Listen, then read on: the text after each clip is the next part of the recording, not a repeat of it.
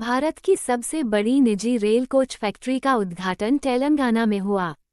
मेधा servo drives private limited, एक तेलंगाना स्थित company जो जटिल इलेक्ट्रिकल और इलेक्ट्रॉनिक रेलवे उत्पादों का डिजाइन और निर्माण करती है, ने हैदराबाद के पास रंगारेड्डी जिले के कोंडाकल गांव में भारत की सबसे बड़ी निजी रेल कोच फैक्ट्री का उद्घाटन किया। इस सुविधा का उद्घाटन मुख्यमंत्री के चंद्रशेखर राव ने किया। पेट्री ओरपो फिनलैंड के नए प्रधानमंत्री होंगे। फिनलैंड की नवनिर्वाचित संसद ने प्रधानमंत्री बनने के लिए राष्ट्रीय गठबंधन पार्टी के नेता पेट्री ओरपो के पक्ष में मतदान किया, जैसा कि व्यापक रूप से अपेक्षित था। एक दक्षिणपंथी सरकार की शुरुआत हुई और सोशल डेमोक्रेट सना मारिन के शासन का अंत हुआ।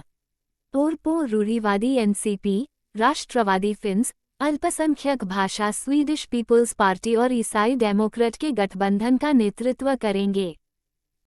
साहित्य अकादमी ने बाल साहित्य पुरस्कार, युवा पुरस्कार के विजेताओं की घोषणा की।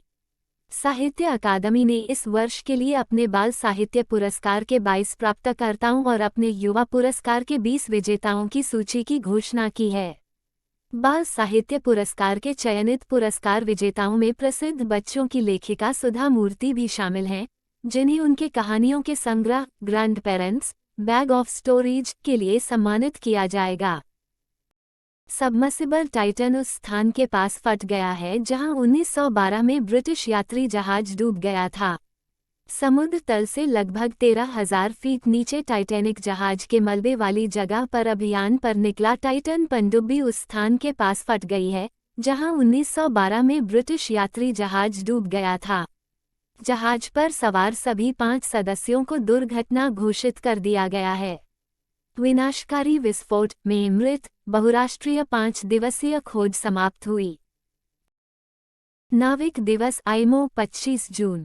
अंतर्राष्ट्रीय स्तर पर व्यापार करने वाले व्यापारिक जहाजों पर काम करने वाले विश्व के 15 लाख नाविकों के प्रति आभार व्यक्त करने के लिए प्रतिवर्ष 25 जून को नाविक दिवस मनाया जाता है, जो विश्व अर्थव्यवस्था और आर्थिक और सामाजिक कल्याण में योगदान करते हैं। नाविक का पहला दिन 25 जून 2011 को मनाया गया। डॉक्टर जितेंद्र सिंह ने ओमिक्रॉन विशिष्ट mRNA आधारित बूस्टर वैक्सीन GEMCOVAC पंजीकृत व्यापार चिन्होम लॉन्च किया। GEMCOVAC पंजीकृत व्यापार चिन्होम एक ओमिक्रॉन विशिष्ट मरना आधारित बूस्टर वैक्सीन है। भारत का पहला mRNA वैक्सीन जेनोवा द्वारा स्वदेशी प्लेटफॉर्म तकनीक का उपयोग करके विकसित किया गया है, जिसमें जैव प्रौद्योगिकी विभाग DBT और जैव प्रौद्योगिकी उद्योग अनुसंधान सहायता परिषद BIRAC की फंडिंग सहायता शामिल है। पीएम मोदी को मिस्र के सर्वोच्च सम्मान ऑर्डर ऑफ द नाइल से सम्मानित किया गया। प्रधानमंत्री नरेंद्र मोदी को मिस्र के राष्ट्रपति अब्देल फताह अल सिसी ने काहिरा में ऑर्डर ऑफ द नाइल पुरस्कार से सम्मानित किया है। ऑर्डर ऑफ द नाइल मिस्र का सर्वोच्च राजकीय सम्मान है। पीएम मोदी 2 दिवसीय राजकीय यात्रा के लिए शनिवार को मिस्र के काहिरा पहुंचे। पिछले 26 वर्षों में किसी भी भारतीय प्रधानमंत्री की पहली द्विपक्षीय यात्रा। मास्टरकार्ड के सीईओ माइकल मीबैक USISPF निदेशक मंडल में शामिल हुए। मास्टरकार्ड के CEO Michael Miebach US India strategic and partnership forum USISPF के निदेशक मंडल में शामिल हुए। डॉक्टर मुकेश अघी USISPF के अध्यक्ष और मुख्य कार्यकारी अधिकारी हैं। USISPF व्यापार और सरकारी नेताओं के लिए एक साथ आने और US भारत साझेदारी में विकास के अगले चरण को आगे बढ़ाने के लिए एक महत्वपूर्ण मंच है। भारतीय आर्थिक व्यापार संगठन ने नूतन रूंगटा को USA ईस्ट कोस्ट का निदेशक नियुक्त किया है। भारतीय आर्थिक व्यापार संगठन IETO ने हाल ही में USA ईस्ट कोस्ट चैप्टर के निदेशक के रूप में नूतन रूंगटा की नियुक्ति की घोषणा की है। यह महत्वपूर्ण विकास अपनी उपस्थिति का विस्तार करने और भारत और संयुक्त राज्य अमेरिका के बीच द्विपक्षीय व्यापार और आर्थिक सहयोग को बढ़ावा देने के लिए IETO की प्रतिबद्धता पर प्रकाश डालता है। विशेष ओलंपिक विश्व ग्रीष्मकालीन खेल, भारतीय दल ने रिकॉर्ड 202 पदकों के साथ बर्लिन में इतिहास रचा। भारत ने खेलों के अंतिम दिन अपने पदकों की संख्या 202 पदक 76 स्वर्ण, 75 रजत और 51 कांस्य तक पहुंचा दी। जिसमें से अंतिम पदक एथलेटिक्स ट्रैक से आए। विशेष ओलंपिक विश्व ग्रीष्मकालीन खेल 17-25 जून 2023 तक बर्लिन जर्मनी में आयोजित किए जाएंगे। भारत से 198 एथलीटों और एकीकृत भागीदारों और 57 कोचों ने 16 खेलों में भाग लिया। आरबीआई ने स्टैंडर्ड चार्टर्ड बैंक इंडिया पर मौद्रिक जुर्माना लगाया। भारतीय रिजर्व बैंक आरबीआई ने भारतीय रिजर्व बैंक अपने ग्राहक को जाने के कुछ प्रावधानों का अनुपालन न करने के लिए standard chartered bank India bank पर 30 लाख रुपए केवल 30 लाख रुपए का मौद्रिक जुर्माना लगाया। केवाईसी दिशानिर्देश 2016 बैंक के पर्यवेक्षी मूल्यांकन आईसी 2021 के लिए वैधानिक निरीक्षण आरबीआई द्वारा आयोजित किया गया था। इन्फोसिस ने डांस्के बैंक के साथ $454 मिलियन का सौदा किया।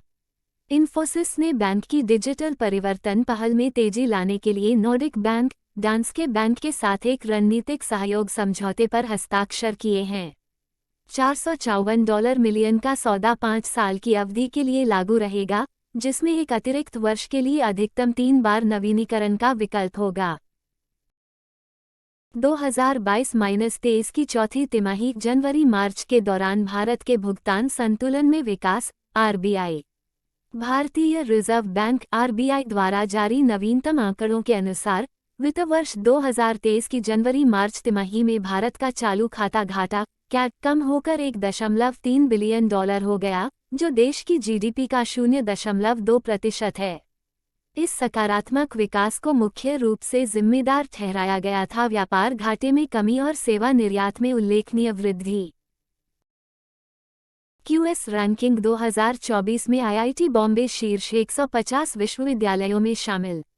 IIT Bombay QS world university ranking 2024 की शीर्ष 150 लीग में शामिल हो गया है, जो पिछले साल के 172 से 23 स्थान ऊपर चढ़कर 149 पर पहुंच गया है।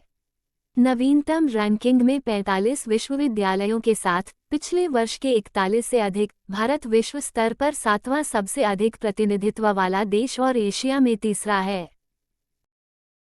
विश्व बैंक ने छत्तीसगढ़ में स्कूली शिक्षा की गुणवत्ता में सुधार के लिए $300 मिलियन की मंजूरी दी। विश्व बैंक के कार्यकारी निदेशक मंडल ने मध्य भारतीय राज्य छत्तीसगढ़ में सरकारी स्कूलों में शिक्षा की गुणवत्ता के विस्तार और सुधार में मदद के लिए $300 मिलियन के ऋण को मंजूरी दी। इस परियोजना का लक्ष्य लगभग 4 मिलियन छात्रों को लाभान्वित करना है, जिनमें से ज्यादातर राज्य के गरीब और कमजोर समुदायों से हैं। भारतीय मूल की उपग्रह विशेषज्ञ आरती होल्ला मैनी को संयुक्त राष्ट्र बाह्य अंतरिक्ष मामलों के निदेशक के रूप में नियुक्त किया गया।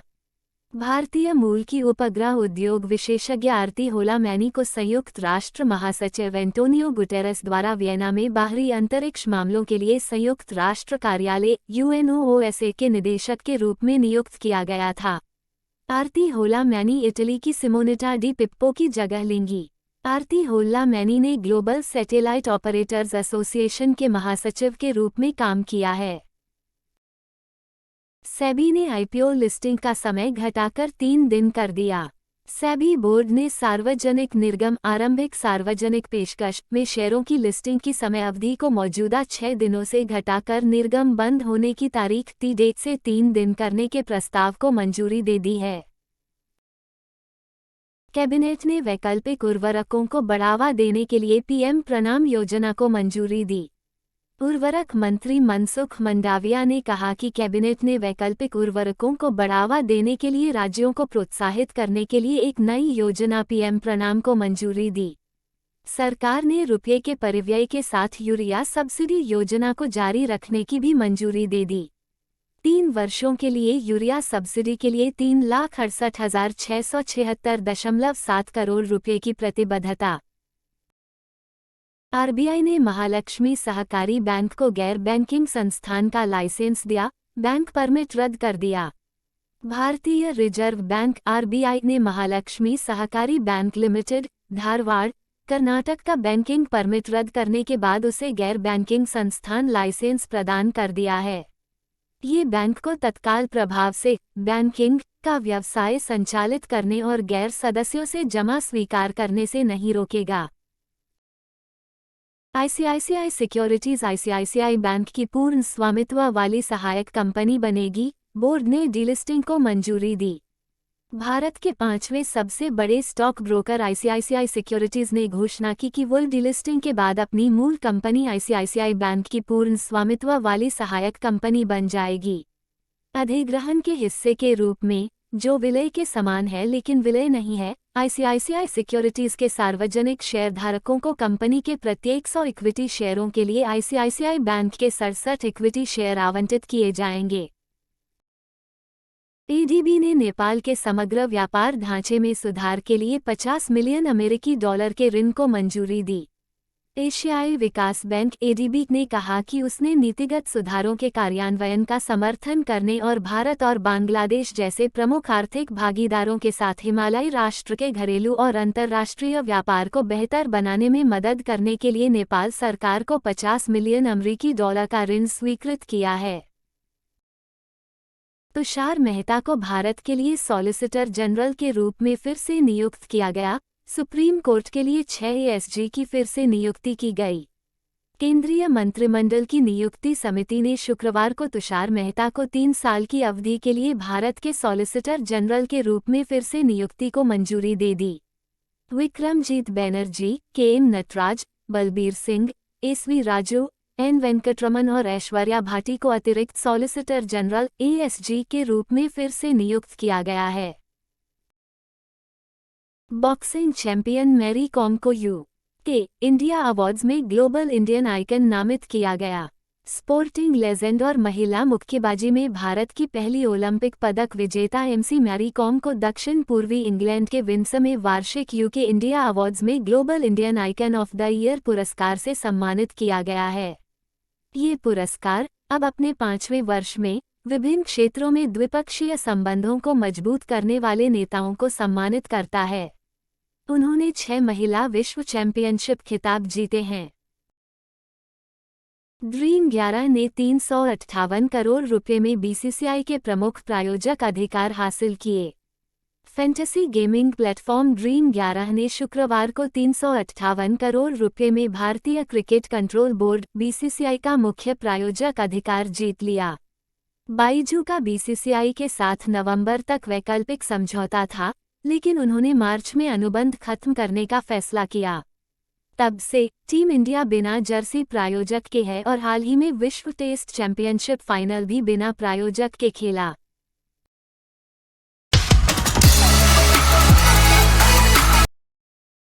ऐसे ही अपने YouTube चैनल टर्निंग पॉइंट को देखते रहें और समर्थन करते रहें। इस तरह के और अधिक सूचनात्मक वीडियो देखने के लिए और नीचे कमेंट सेक्शन में अपनी प्रतिक्रिया लिखें। धन्यवाद। Keep learning and keep growing.